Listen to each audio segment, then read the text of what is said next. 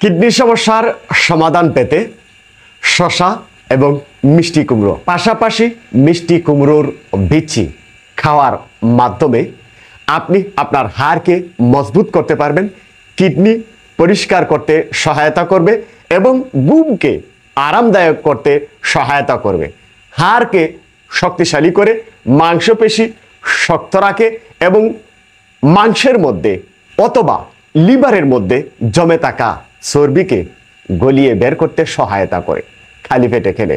দৃষ্টিশক্তির সমস্যা থাকলে দৃষ্টিকে বাড়িয়ে তুলতে সহায়তা করে মিষ্টি কুমড়ো।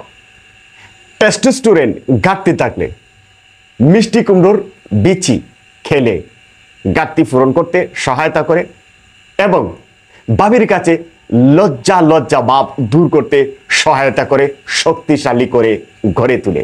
প্রতিদিন খালি পেটে অথবা ঘুমে যাওয়ার আগে একটি করে শসা খাওয়ার অভ্যাস গড়ে তুলবেন।